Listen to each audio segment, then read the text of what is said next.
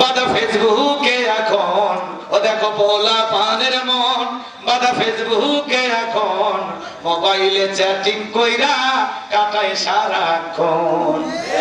কথা বলেন এই মোবাইল পাইয়া দেখো মদনের মাইয়া, এই মোবাইল পাইয়া দেখো মদনের মাইয়া কি কাণ্ড ঘটাইছে, স্বামী সংসার রাইখা নাকি পালাইয়া গেছে। দুই বাচ্চার মা, চার বাচ্চার মা পালিয়ে যাচ্ছে। কথা কোন ঠিক কি? দেশে মোবাইল আইছে, সিটি বন্ধ হইয়াছে, দিওয়ানা বানাইছে, ওলা মাইয়ার মনের কথা ভাসে বাতাসে।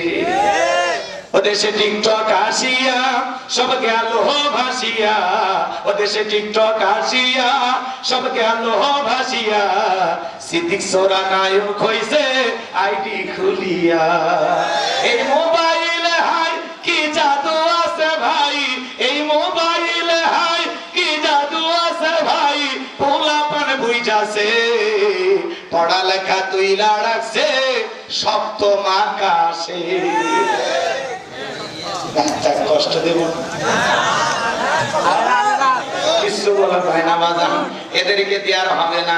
লোকমানে হাকিম বুঝাইলা বাবা গোপনে প্রকাশ্যে শিলা করবে, আকাশে মাটির নিচে যেখানে যা করো না কেন সব আল্লাহ দেখতেছে, আল্লাহকে ভয় করো।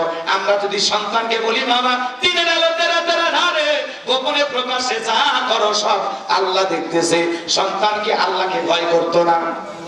কথা বলে না কেন? যুবক রে, বৈশাখের দিনে কার ওড়না ধরে টান দিয়েছিস আল্লাহর কাছে ভিডিও আছে।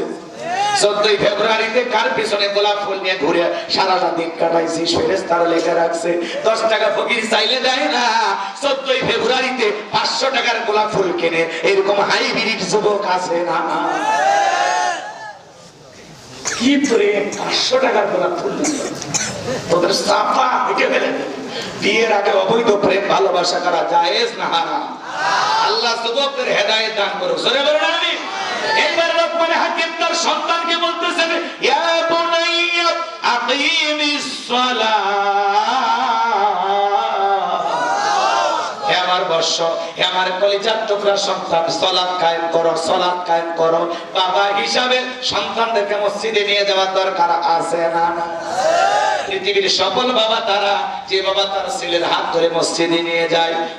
এদিকে ইয়া বুনাইয়া আকিমিস সালাহ, হে আমার বর্ষ, হে আমার কলিজার টুকরা সন্তান, সালাত কায়েম করো।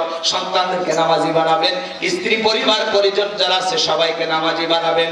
এরপরে সন্তানকে বলতেছেন ওয়া'মুর বিল মা'রুফ, সৎ কাজের আদেশ দিবা, ভালো কাজ করবা, নিজেও ভালো কাজ করবা, মানুষদেরকেও ভালোর দিকে ডাকবা।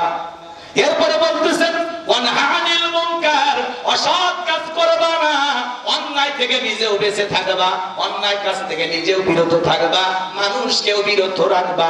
ওয়াসবির আলা মা আসওয়াবাক, বিপদ আপদ মুসিবত আসলে সবর করবা, ধৈর্য ধারণ করবা। এই কাজগুলো করতে গেলে বিপদ আসতে পারে, এগুলো পালন করতে গেলে মুসিবত আসতে পারে। শত বিপদ মুসিবত আসলে তুমি সবর করবা, ধৈর্য ধারণ করবা। সন্তানকে কখনো এইভাবে ওয়াজ করছেন? কখনো বুঝাইছেন বাবা এটা ভালো এটা খারাপ বলেছেন? না, আপনার কথা বলছেন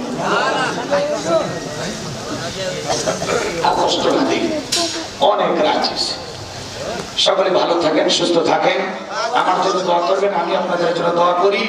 6 তারিখে মাঠবাড়ি ছিলেন ও মঠবাড়ি, ওই জায়গায় 3 দিনের শেষ দিন আমি গুনাহগার আছি। আর এটা বন্ধ আজগরা পশ্চিম পাড়া জামে মসজিদের উন্নয়ন গল্পে দিনের বেলায় মাহফিল।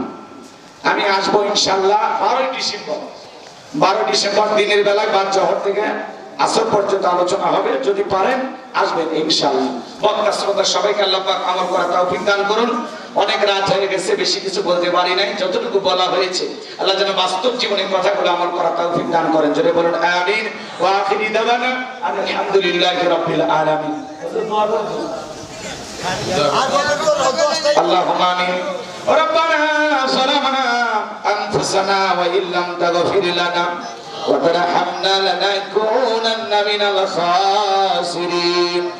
ইয়াসিন দারুসুন্নাহ নুরুনি হাফিজিয়া মাদ্রাসার উদ্যোগে আজকের 2 দিন ব্যাপী ইসলামী মহাসম্মেলনের সমাপন।